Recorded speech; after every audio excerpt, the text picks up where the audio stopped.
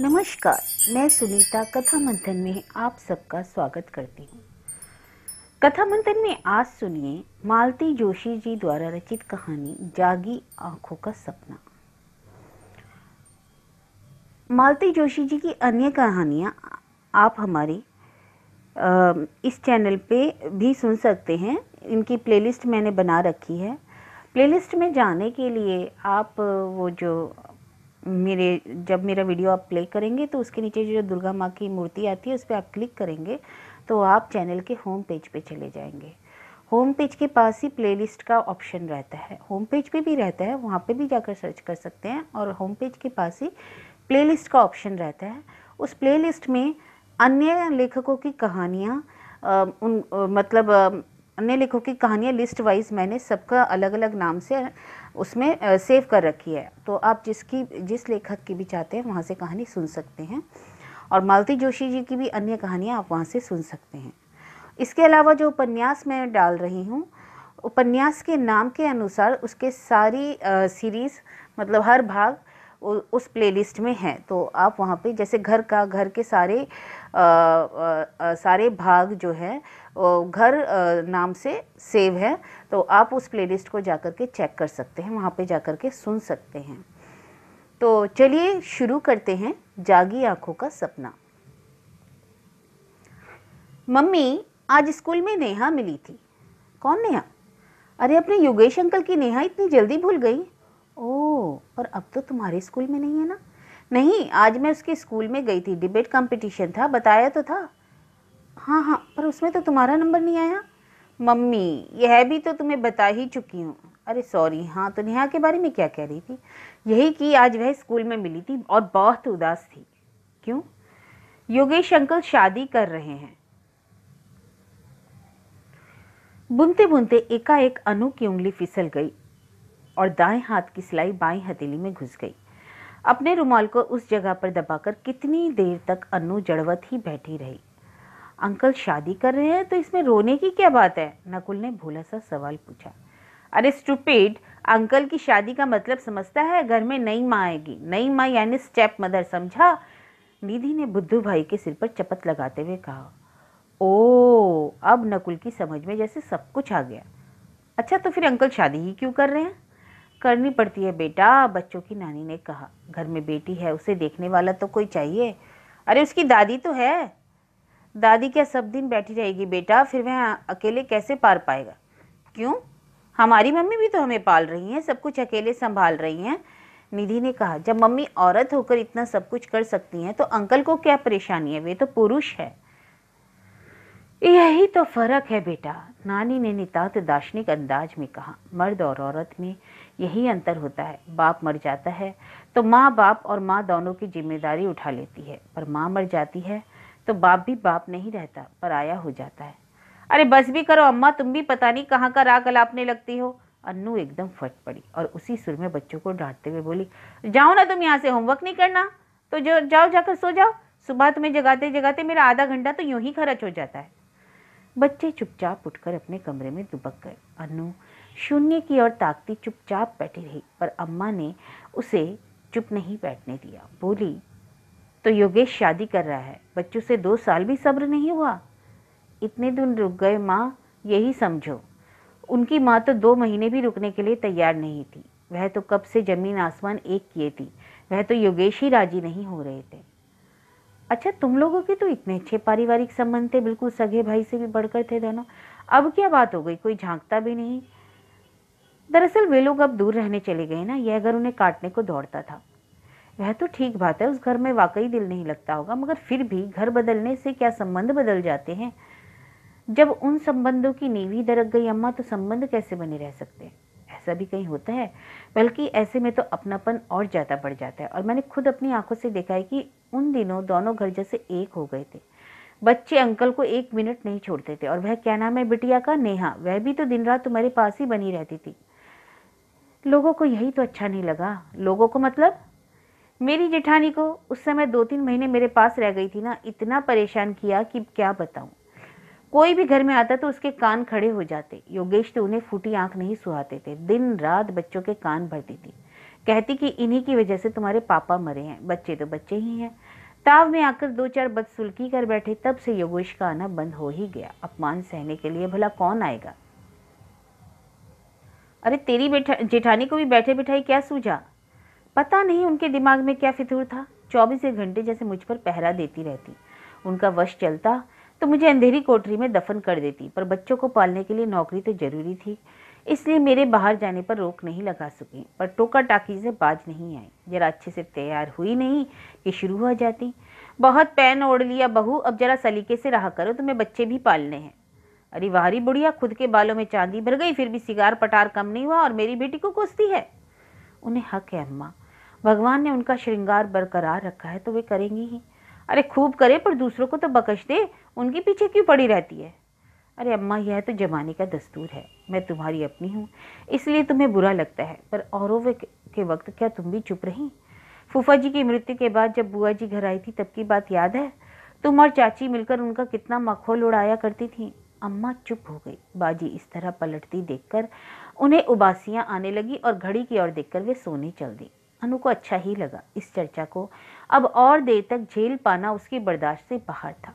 एक बात के निकलते ही सैकड़ों बातें याद आने लगी थी और सबकी सब उतनी ही टीस देने वाली थी।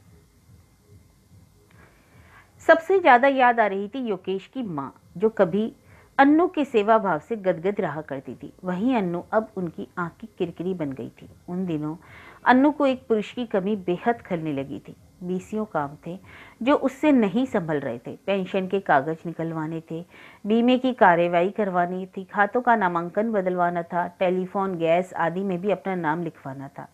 इन सब के लिए दफ्तरों के सैकड़ों चक्कर काटने थे। बाबू लोगों की चिरौरी करनी थी, अपने ही पैसों के लिए भीख मांगनी होती थी, घूस देनी पड़ती थी।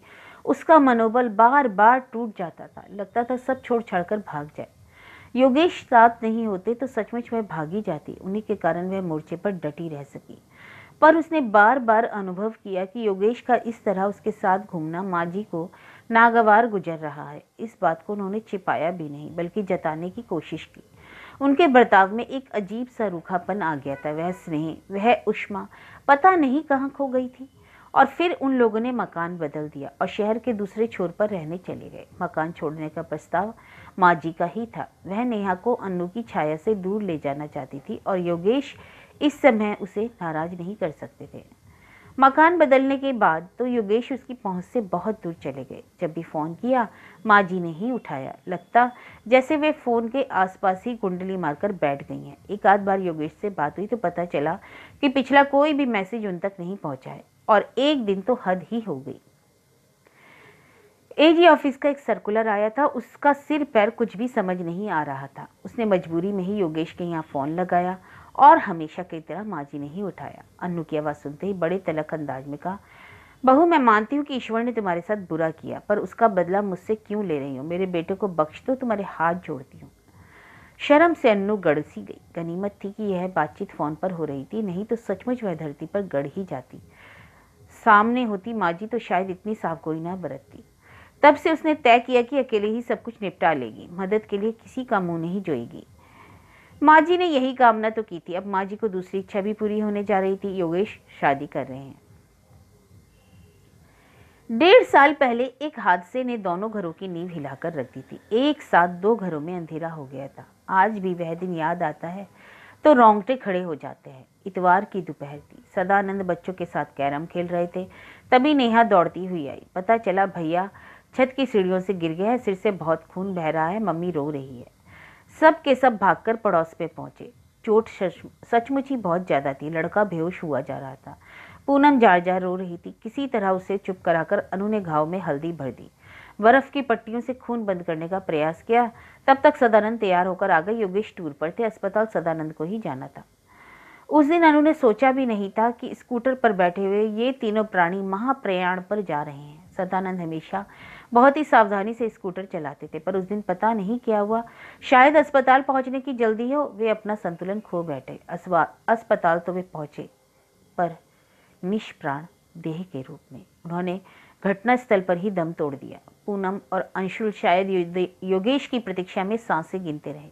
उनकी गोद में ही दोनों ने अंतिम सांस ले ली। इस घटना से तो पास पड़ोस भी दहल गया। लोगों के पास सांत्वना के लिए शब्द नहीं थे। पलक झपकते ही दो परिवार उजड़ गए थे। दुख की इन घड़ियों में दोनों परिवार एक दूसरे के और करीब आ गए। एक दूसरे की पीड़ा को वे लोग अच्छी तरह समझ सकते थे। साझा दुख था जिसे वे लोग साथ साथ झेल रहे थे। पर महीना भी ना बीतने पाया था कि दृश्य बदलने लगा। अनु की जेठानी उनके दुख में शरीक होने आ गई थी और उन्होंने आते आते उपदेश देना शुरू किया। देखो बहू, भैया थे तब की बात और थी, पर अब पराए मर्द का इस तरह मुंह उठाए जब तब आ जाना अच्छा नहीं लगता।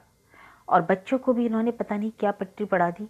वे भी कटे कटे से रहने लगे। सदानंद के चले जाने के बाद सारी शिकायतें, सारी फरमाइशें अंकल के पास ही पहुंचती थी। पर अब पता नहीं क्या हुआ, उनसे कोई सीधे मुंह बात नहीं करता।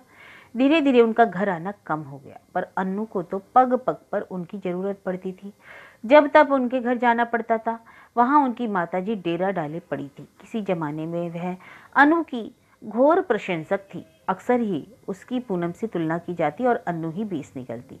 पर वक्त के साथ सब कुछ बदल गया। मरने वाली स्वर्गवासी होकर सद्गुणों का खान बन गई थी और अन्नू के हिस्से आई थी उपेक्षा, अवज्ञा और अपमान। अन्नू को तो यह सब स्वीकार करने में महीने लग गए कि सदानंद अब इस दुनिया में नहीं रहे। वह पेंशन के लिए भागदौड़ कर रही थी, बीमे के कागजों पर दस्तखत करा रही थी। यह सब मशीनी ढंग से हो रहा था। मन के भीतर कहीं वह अपने को सदानंद के साथ ही पाती थी। यह साथी उसका संबल था। और उन्हीं दिनों योगेश की माँ और उसकी जेठानी जैसे लोग पता नहीं क्या क्या कल्पना कर बैठे थे कि सोचते भी शर्म आती थी। उसे योगेश से सहानुभूति जरूर थी, और क्यों ना होती। उस दुख को, उस वज्रपात को उसने भी तो झेला था। उससे ज्यादा योगेश की पीड़ा को कौन समझ सकता था। और फिर योगेश के साथ तो दोहरा हादसा हुआ था। इकलौता बेटा भी चला गया था। अंशुल का गोरा गदबदा चेहरा याद आते ही मन आज भी कैसा हो जाता है। उसे माटी को सौंपते हुए योगेश के हाथ किस कदर कांपे होंगे। मन कितना रोया होगा। शोक की उस कातर घड़ी में कौन था जो उनके दुख को समझता, उनके घावों को सहलाता। पर वही शायद थोड़ी भूल गई। 4-5 महीने बाद अनु की एक अंतरंग सहेली ने कहा था, अच्छा होगा अगर तुम दोनों अपने दुख को बांट लो। एक दूसरे की पीड़ा तुम ही लोग ठीक से समझ सकोगे, उनके साथ न्याय कर सकोगे। 2 टूटे हुए घर संवर जाएंगे, बच्चों को माँ बाप मिल जाएंगे। इससे अच्छी बात और क्या हो सकती है। सुनकर अनु एकदम चौंक पड़ी। इस तरह से तो उसने कभी नहीं सोचा था। पर शायद दूसरों ने सोच लिया था, तभी तो उसकी जेठानी ने उस पर चौके पहरे बैठा दिए थे। यही डर तो था और यही डर तो है जो योगेश की माँ को बदहवास किए हुए है। इसके बाद तटस्थ भाव से उसने इस विषय पर जब भी गौर किया, वह मन ही मन ग्लानि से भर उठी। लगा कि ऐसा अगर सचमुच हो गया तो बच्चे क्या सोचेंगे, लोग क्या कहेंगे। उसके बाद वह बच्चों के सामने सिर उठा सकेगी, पड़ोसियों से आंखें मिलाकर बात कर सकेगी, परिजनों के उपहास का सामना कर सकेगी। अब तो योगेश की नई शादी कर रहे हैं, चलो अच्छा ही हुआ, मन का यह विकल्प तो दूर हो जाएगा। मेहरा लोगों की सुनीता की शादी थी। इन दिनों अनु ने तो ऐसे समारोह में जाना ही छोड़ दिया था। पर मेहरा लोगों की बात अलग थी। वे सब उसके सबसे पुराने पड़ोसी थे। पिछले 10-12 सालों का साथ था। उन लोगों ने हमेशा बड़े भाई भाभी की भूमिका निभाई थी। वहां ना जाने की कोई गुंजाइश ही नहीं थी। मिसेज मेहरा ने साफ कह दिया था, अगर तुम शादी में नहीं आई तो मैं जिंदगी भर तुमसे बात नहीं करूंगी। और जाना भी कहा था, कॉलोनी के ग्राउंड में ही तो रिसेप्शन था। पर वहां तक जाने की, लोगों का सामना करने की हिम्मत अनु में नहीं थी। फिर अम्मा ने समझाया कि एक ही बात को पकड़कर बैठ जाओगी तो कैसे काम चलेगा। जो बीत गया सो बीत गया। कल को तुम्हारे भी बच्चों की शादी होगी। तुम अगर किसी के यहाँ नहीं जाओगी तो तुम्हारे यहाँ कौन आएगा। अपने बच्चों की शादी की अनु को चिंता नहीं थी। उसमें कभी कम से कम 10 साल बाकी थे। पर अब मेहरा दंपति को नाराज नहीं कर सकती थी। उनके इस परिवार पर असंख्य उपकार थे। हर अच्छे बुरे वक्त में उन्होंने अनु का साथ दिया है। पहली वाली बात होती तो अनु इस शादी में अहम भूमिका निभाती। मिसेज मेहरा के साथ शॉपिंग करवाती, रात रात भर जागकर सबको मेहंदी लगाती, लेडीज संगीत में भी अपनी आवाज का जादू बिखेरती, निमंत्रण पत्रों पर अपने सुंदर अक्षरों में नाम पते लिखवाती। पर 2-4 मेहमानों को अपने घर पर ठहराने के अलावा वह कोई मदद नहीं कर सकी। उन्हीं लोगों के इसरार करने पर उसे जल्दी तैयार भी होना पड़ा। नहीं तो उसका इरादा था कि देर रात जाएगी और दुल्हन को तोहफा पकड़ाकर लौट आएगी। मिसेज मेहरा की बात भी रह जाएगी और भीड़ का सामना भी ना करना पड़ेगा। किंतु वह जिस समय पहुंची, पंडाल लोगों से अटा पड़ा था। जगमग रोशनी, लहराती साड़ियां, झिलमिल गहने, लगदग सूट, महकते परफ्यूम, थिरकता संगीत और खाने की सुगंध। एक अरसे बाद अनु इन सबसे 2-4 हो रही थी। उसे लग रहा था कि इस माहौल में अगर 2-4 घंटे रहना पड़ा तो उसे गर्श आ जाएगा। तभी बैंड की आवाज पास आती सुनाई दी। बारात शायद मोड़ तक आ पहुंची थी। दरवाजे पर लगने से पहले नाच का एक दौर तो होना जरूरी था। फिर दरवाजे पर ये लोग घंटा भर लगा देंगे। उस समय तो बारातियों का जोश शाबाब पर होता है। उन्हें देखने के लिए पंडाल करीब करीब खाली हो गया। केवल कुछ बुढ़े बुढ़ियां बैठी रह गई। बड़ी देर बाद अनु ने खुलकर सांस ली और आंखें मूंदकर कुर्सी की पीठ पर टिक गई। तभी पीछे की एक आहट हुई। हेलो, उसने चौंक कर सिर उठाया। योगेश थे। यहाँ बैठ सकता हूँ? अरे यह भी कोई पूछने की बात है। थैंक्स, योगेश ने कहा। एक कुर्सी खींचकर बैठ गए और बस फिर एक सन्नाटा दोनों के बीच पसर गया। अनु सोच रही थी कि ऐसी अनहोनी भी क्या संभव थी। सुबह की चाय पर, शाम के नाश्ते पर या रात के खाने पर जब भी दोनों परिवार साथ में होते, अनु और योगेश ही चहकते रहते। सदानंद तो हमेशा ही गंभीर स्वभाव के थे और पूनम भी कम ही बोलती थी। अच्छी खासी ग्रेजुएट थी, पर घर गृहस्थी और बच्चे इन्हीं में लिपट कर रह गई थी। रोज का अखबार तक नहीं देखती थी, इसलिए पुरुषों की महफिल में उसकी बोलती बंद हो जाती। उन दिनों पिकनिक हो या पार्टी, शादी हो या सिनेमा, सभी जगह सब लोग साथ ही जाते थे। बातें थी कि खत्म ही नहीं होती थी और आज बात करने का सिरा नहीं मिल रहा था। नेहा कैसी है? बड़ी देर बाद उसने पूछा। माँ जी ठीक है। यहाँ पर है ना? माँ जी बिल्कुल ठीक है, यहीं पर हैं और नेहा भी आपकी दुआ से ठीक ही है। साथ लाए होंगे ना? हाँ, अकेले आने का तो सवाल ही नहीं था। मैं तो आजकल ऐसे फंक्शन अवॉइड ही करता हूँ, पर मेहरा जी इतनी दूर इनवाइट करने आए, फिर मैंने सोचा कि इसी बहाने नेहा भी सबसे मिल लेगी। आप लोगों को बहुत याद करती है और खासकर तो आपको। उसे देखे तो एक अरसा हो गया। सो तो होगा ही, आपने तो हमारे गरीब खाने पर ना आने की कसम खा रखी है। आपने घर भी तो इतनी दूर ले रखा है। महानगरों में लोग फोन से भी हालचाल पूछ लेते हैं। कौन? अनु ने तड़प कर योगेश की ओर देखा, पर उनके चेहरे पर कोई प्रतिक्रिया नहीं थी। शायद उन्हें उस हादसे की खबर ही नहीं थी, इसलिए फिर उसने भी जिक्र नहीं किया। बोली, यही उल्हाना तो मैं आपको भी दे सकती हूँ। आप भी तो अरसे से घर नहीं आए और ना ही फ़ोन किया। आप कहें तो मैं रोज़ आ सकता हूँ, मेरा तो रास्ता ही उधर से है, पर मुझे लगा कि मेरा आना लोगों को, खासकर बच्चों को अच्छा नहीं लगता है। कई बार तो फ़ोन पर इतनी बदतमीजी से पेश आए, मैं उनकी ओर से माफ़ी मांगती हूँ। आप तो जानते हैं कि वे किस नाजुक उम्र से गुजर रहे हैं। खासकर उन दिनों तो वे भावुक ही उठे थे, अपने आप ही ऊट पटांग कल्पनाएं करने लगे थे, किसी की भी बातों में आ जाते थे। मैं भी उन दिनों अपने दुख में इतनी डूब गई कि बच्चों का ध्यान ही नहीं रहा। मुझे भी याद नहीं रहा कि यह हादसा इनके साथ भी हुआ है। इनके भी सिर से बाप का साया उड़ गया। अब तो खैर मैं भी संभल गई हूँ और बच्चे भी समझदार हो गए और शर्मिंदा है। खासकर निधि तो कई बार पछतावा जाहिर कर चुकी है। उसकी आखिरी बात शोर में ही डूब गई, क्योंकि लोग अंदर आने लगे थे। बाहर मिलने की रस्म हो रही थी। दूल्हे को मंडप लाया जा रहा था। तभी भीड़ को चीरते हुए तीनों बच्चे दौड़ते हुए आए।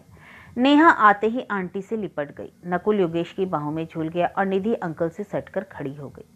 तब अनु को याद आया कि योगेश को नई शादी की बधाई देना तो भूल ही गई है, पर बच्चों के सामने में खुद को संकोच हुआ है।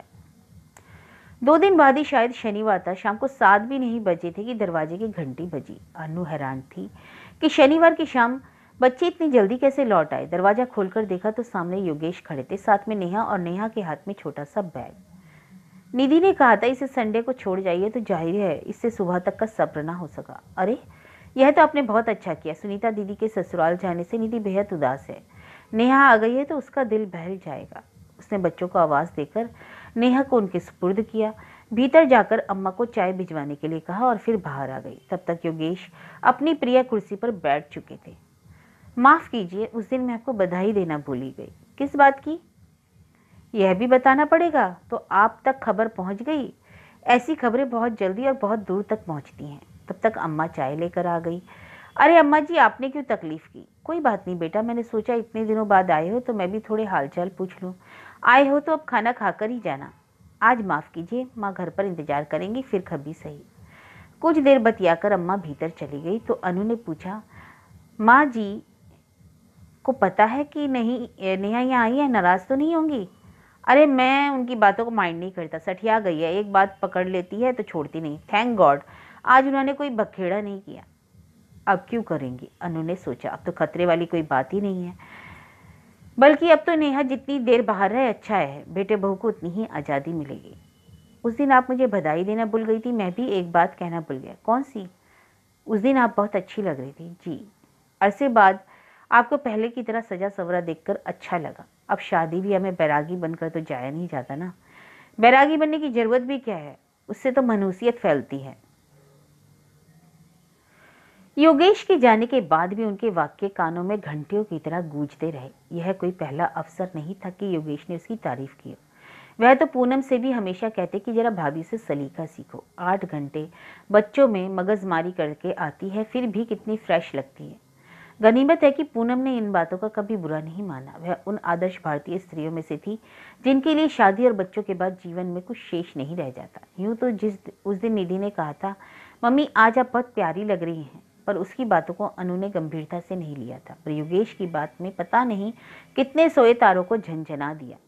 दूसरे दिन रविवार था। सदानंद के जाने के बाद से इतवार तो नीरा बोर बीतता था। ना कहीं आना ना कहीं जाना, बहुत हुआ तो शाम को जाकर हफ्ते भर की सब्जी ले आती। बाकी समय घर पर ही कट जाता। एक बदरंग सी मैक्सी या मुसा हुआ सूट पहनकर वह हफ्ते भर के काम निपटाती। कपड़ों की धुलाई, फ्रिज की सफाई, किचन की झाड़ पोंछ इत्यादि। आज पता नहीं उसे क्या सूझा, सुबह सवेरे ही नहा ली, फिर साड़ियों का बक्सा खोलकर बैठ गई। अपनी तमाम शोक रंग की साड़ियां उसने इस बक्से में पटक रखी थी। बक्से को खंगाल कर उसने एक चंपई रंग की कलकत्ता साड़ी निकाल ली। मम्मी आप कहीं बाहर जा रही हो? नहीं रे, ये इतनी सारी साड़ियां बक्से में सड़ रही है, सोचा घर में ही पहनकर खत्म कर दूं। घर में क्यों, आप इसे बाहर भी तो पहन सकते हैं, कितनी अच्छी तो है। अच्छी तो है, पर अब बाहर जाना कहाँ है। बेचारी निधि एक लंबी सांस खींचकर रह गई। दोपहर को योगेश की गाड़ी फिर घर के सामने थी। पूनम को बहुत अरमान था गाड़ी का। उसके सामने तो संभव ना हो सका, पर बीमे की रकम का योगेश ने यही सदुपयोग किया। योगेश अचानक आ गए थे, पर अन्नू को अच्छा लगा कि वे हमेशा की तरह अस्त व्यस्त वेशभूषा में नहीं है। क्या पता कपड़े पहनते हुए उसके अंतःमन को योगेश का ही इंतजार था। यह सोचते हुए उसे अपने आप पर शर्म आने लगी। लगा जैसे वह कोई पाप कर रही है, पर इसमें पाप कैसा। पुरुष की प्रशंसा भरी दृष्टि की अभिलाषा तो नारी सुलभ भावना है। उसने तन का श्रृंगार छोड़ दिया तो क्या 36 साल की उम्र में वह मन को तो बैरागी नहीं बना सकती। योगेश ने आते ही ऐलान किया, हेलो किड्स, चाची 420 देखने चलना है। मुझे लगा आप नहीं जाएंगी, इसलिए 4 ही टिकट लाया हूँ, पर अगर आप चलना चाहे तो इंतजाम हो सकता है। अगर इंतजाम हो सकता है तो अम्मा को ले जाइए प्लीज़, जब से यहाँ आई है बोर हो गई है। No problem. अम्मा को मनाना कोई मुश्किल काम नहीं था। वे बच्चों से भी पहले तैयार हो गई। बच्चों का उत्साह देखकर अन्नू का मन भर आया। बेचारे जरा जरा सी बातों के लिए तरस गए हैं। वह खुद लेकर सिनेमा जाने से डरती है कि कहीं कोई परिचित मिल गया, और जिसके साथ उन्हें भेज नहीं सकती। खासकर निधि के लिए तो बहुत सोचना पड़ता है। 10-11 साल की उम्र भी बड़ी विचित्र होती है। ना समझदारों में गिना जा सकता है और ना अनाड़ियों में। बच्चों को गए मुश्किल से आधा घंटा हुआ होगा कि दरवाजे की घंटी फिर से बजी। योगेश थे। यह क्या आप नहीं गए? 4 टिकट देते तो चारों को बैठा आया हूँ। आपने तो कहा था इंतजाम हो जाएगा। इंतजाम तो हो जाता, पर जरा इस कॉम्बिनेशन पर तो गौर फरमाइए। तीनों बच्चे, एक अम्मा जी और एक बेचारा मैं, लोग पिक्चर देखते कि हमें। अनु को सोचकर भी हंसी आने लगी। मैंने सोचा आप अकेले बोर रही हुई होंगी, चले आपको भी कहीं घुमा लाऊं। ना बाबा, मैं घर में ही ठीक हूँ। तो ठीक है, यहीं बैठकर गपशप करते हैं। 5:30 बजे उन लोगों को लेने चला जाऊंगा। योगेश ने निमंत्रण की प्रतीक्षा भी नहीं की और अपनी फेवरेट कुर्सी में धंस गए। मजबूरन अन्नू को भी चाय की पेशकश करनी पड़ी। चाय पीते समय उन्होंने बात छेड़ी, और सुनाइए फिर शुभ मुहूर्त कब का तय हुआ?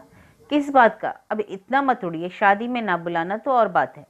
मैं सच कह रहा हूँ, अभी कुछ तय नहीं हुआ है। आप तो पता नहीं कहाँ कहाँ से खबरें पा जाती हैं। श्रीमान, हमें अत्यंत ही विश्वसनीय सूत्रों से पता चला है। अर्थात नहीं हंसे। हाँ, इस बार कन्या को उससे भी मिलवाया गया था। सिर्फ मिलवाया ही नहीं, माँ के रूप में परिचय करवाया था। और हमारी तो माता राम भी अजीब है। पिता की राय पूछी नहीं, कन्या को माँ का दर्जा दे दिया।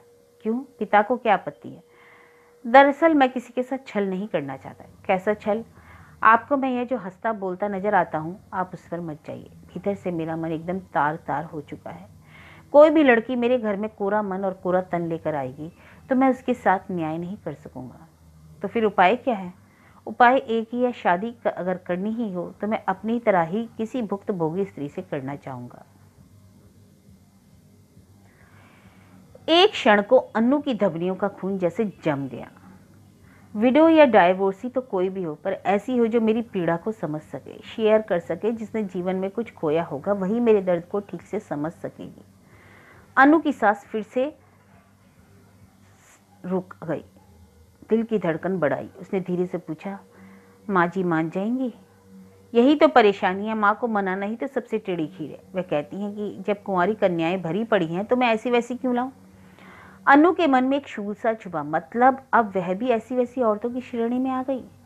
माँ जी ने चाहे जो भी कहा हो, पर उसके सामने बोलते हुए योगेश को तो कुछ सावधानी बरतनी चाहिए।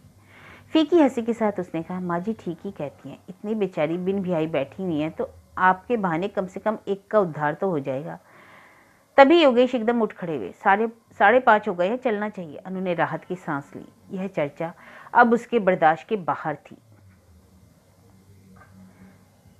बच्चों के लिए कॉपियां खरीदनी थी, इसलिए वह रास्ते में ही रुक गई। स्टेशनरी की दुकान से बाहर आ रही थी कि बगल वाले जनरल स्टोर में योगेश जी नजर आ गए। आप सामान लेने इतनी दूर आते हैं? हाय हेलो के बाद उसने पूछा। पुरानी दुकान में ही आना अच्छा लगता है, वैसे भी मेरा तो यह रोज का रास्ता है। आप क्या सीधे कॉलेज से आ रही हैं?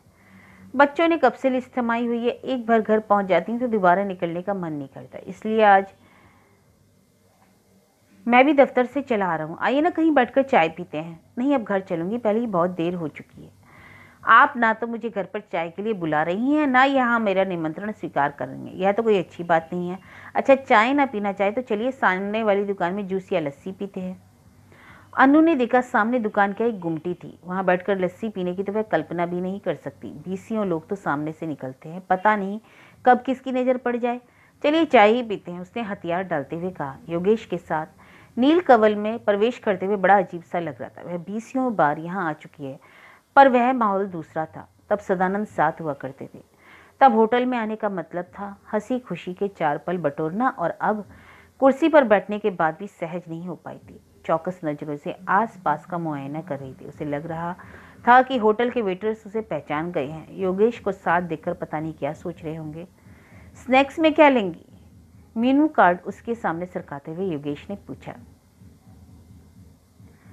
आप अपने लिए ही कुछ मंगा लीजिए, मैं तो बस 1 कप कॉफी लूंगी। अपने लिए तो मंगाऊंगा ही, दफ्तर से लौटकर मुझे तो भूख लगती है। पर आप इतना नर्वस क्यों हो रही हैं? रिलैक्स होकर बैठिए ना। दरअसल आजकल कहीं भी जाते हुए मुझे बहुत डर लगता है कि कहीं कोई परिचित मिल गया तो क्या होगा, फांसी दे देगा। आप पुरुष है ना, आप इन सब बातों को नहीं समझेंगे। फिर एकाएक अनु को पता नहीं क्या सूझा, एकदम बोल पड़ी। वैसे तो आपको भी डरना चाहिए, कहीं आपकी माँ को पता चल गया तो आप ऐसी वैसी औरतों के साथ घूम रहे तो वह आपकी भी खिंचाई कर देगी। योगेश विस्फरित नेत्रों से उसे देखता ही रह गया। योगेश ही क्यों, वह खुद अपनी बातों पर चकित हो रही थी। यह सब अनायास ही तो हो गया था। शायद इतने दिनों तक मन को में खदबद करती बात होठों तक आ गई थी। बड़ी देर बाद योगेश ने धीरे से कहा, अगर माँ ने कभी ऐसी बात कही भी होगी तो उसके जहन में आप नहीं होंगी। I know she is regards for you. आप मुझे दिलासा देने की कोशिश तो मत कीजिए। आपकी माता जी की मेरे बारे में जो भी रहे है मुझे मालूम है, वो 2 टूक शब्दों में सुना चुकी हूँ। बोलते बोलते अनु का गला भराया। उस दिन का अपमान दंश के नए सिरे से उसे मर्माहत कर गया। यह आप कब की बात कर रही हैं? बहुत पुरानी। यह उन दिनों की बात है जब मैं यह मानने के लिए तैयार ही नहीं थी कि बच्चों के पापा अब हमारे बीच नहीं हैं।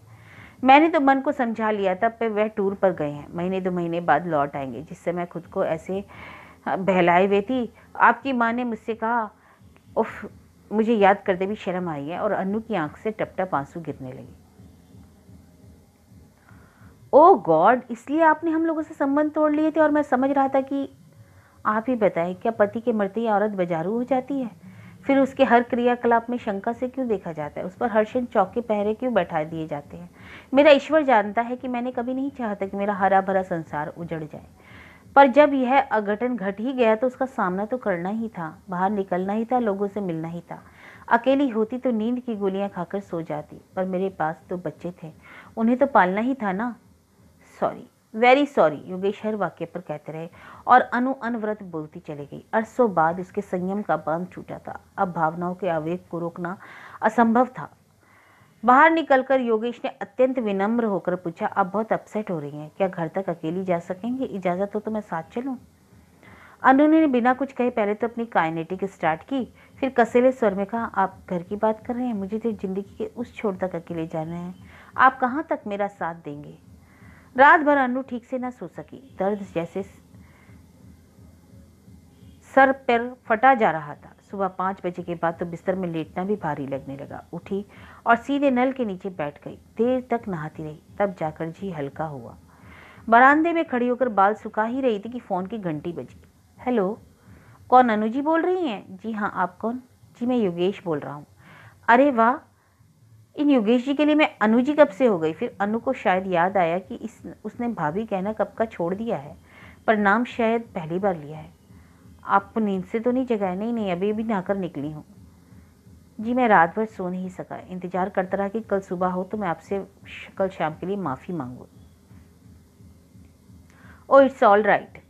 दरअसल उस दिन सुनीता का शादी में आपसे बड़े अरसे बाद मुलाकात हुई थी। बड़ा अच्छा लगा, मन में जैसे उदासी की एक परत हट गई। इसके बाद जब भी आपसे बातें हुई मन बड़ा रिफ्रेश हो गया। इसलिए जब कल आप मिली तो थोड़ी देर आपके पास बैठने का मोह हो गया। But I am sorry. मैंने कहा ना उस बात को भूल जाइए। यह कोई भूलने वाली बात है? बल्कि मैं सारी रात अपने को गालियां देता रहा। इंसान हमेशा अपने दुख को ही बढ़ा करके देखता है। कल जब आपकी बात सुनी तो लगा आप तो दोहरी लड़ाई लड़ रही हैं। एक तो अपने भीतर के खालीपन से जूझ रही हैं, दूसरे घर परिवार और समाज की कुत्सित नजरों को झेल रही हैं। एक औरत होकर आप जिस दिलेरी से जिंदगी का सामना कर रही हैं, मैं तो दंग रह गया। अनु चुप। अब इस बात का कोई जवाब भी क्या दे? क्या मैं शाम को थोड़ी देर के लिए आ सकता हूँ? जी। अनु चौंक पड़ी, पर शायद किसी उत्तर की प्रतीक्षा थी भी नहीं, क्योंकि फोन रख दिया गया था। शायद उसके मौन को ही स्वीकृति समझ लिया गया, क्योंकि शाम को योगेश हाजिर हो गए। साथ में नेहा भी थी और ढेर सारा खाने का सामान। यह क्या है? बच्चों का टिफिन, ताकि आप बच्चों के खाने को लेकर परेशान ना हो और इत्मीनान से बैठ सकें। लेकिन खाना तो बन चुका है। घर में बच्चों की माँ होने का यही तो सुख है। बेचारी नेहा तो दादी के आश्रय है। जब मर्जी आती है, जो मर्जी आती है बनाती है, वह भी एहसान जताकर। आज तो कौन से स्वामी जी का प्रवचन सुनने गई हैं। जाते समय मैंने यूं ही पूछ लिया कि कब लौटेंगी, तो भड़क गई। बोली तुम्हारी गृहस्थी का भार ढोते ढोते तो मेरा धर्म कर्म भी छूटा जा रहा है। वो स्वामी प्रणवानंद जी आए हुए हैं ना, सामने वाली मिश्रा आंटी के साथ अम्मा भी वहीं गई है। अब इन लोगों की उम्र कोई गृहस्थी करने की थोड़ी ही है। इन्हें अपना पूजा पाठ करने दीजिए। आप खाना बनाने के लिए किसी को रख क्यों नहीं लेते? मैं तो रख लूं, पर वह किचन में किसी को घुसने दे तब तो। हाँ, इस मामले में हमारी अम्मा बड़ी कोऑपरेटिव है। 3 रंग की 3 बहुएं हैं, ये सबसे निभा ले जाती हैं। पर हमारी माता राम ने तो एडजस्ट करना सीखा ही नहीं। घर में उनका एक छत्र शासन है। यहाँ जब भी आती थी तो पूनम को परेशान कर देती थी। वह बेचारी मेरे पास शिकायत करती तो मैं उसे डांट देता था, पर अब मैं खुद भुगत रहा हूँ, तब पता चल रहा है। अब तो एक ही उपाय है, एक अच्छी सी बहू ले आइए। माँ भी खुश और माँ का बेटा भी खुश, बेटे की बेटी भी खुश। इसलिए तो आया हूँ। मतलब? आपने कल कहा था ना कि मुझे तो जिंदगी के उस छोर तक अकेले जाना है। आप कब तक मेरा साथ देंगी?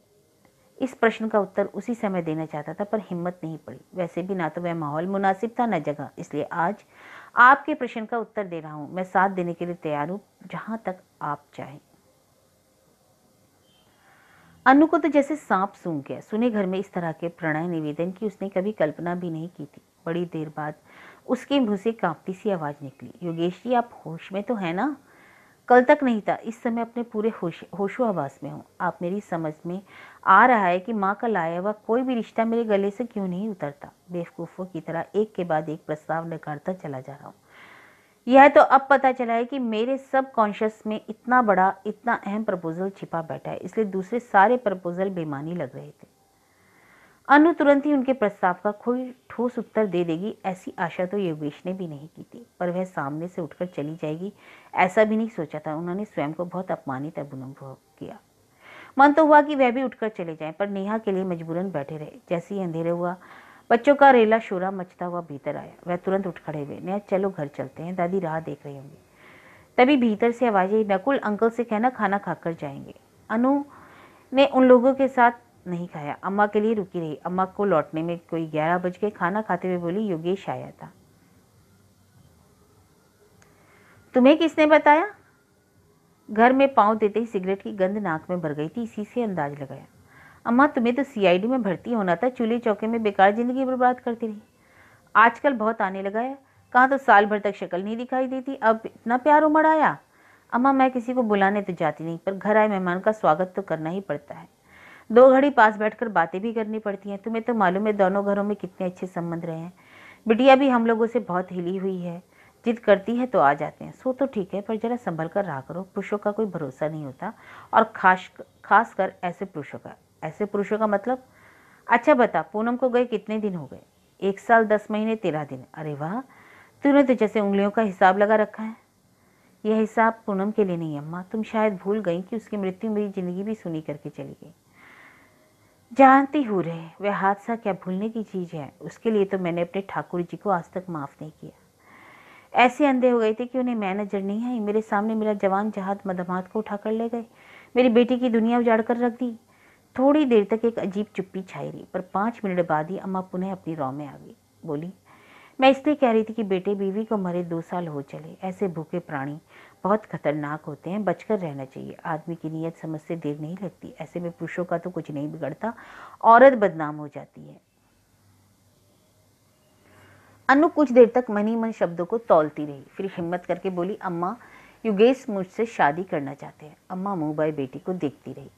तुम्हें अच्छा नहीं लगा ना, घबराओ मत, मैंने अभी हाँ नहीं की। तुम्हारी मर्जी के खिलाफ मैं कुछ करूंगी भी नहीं।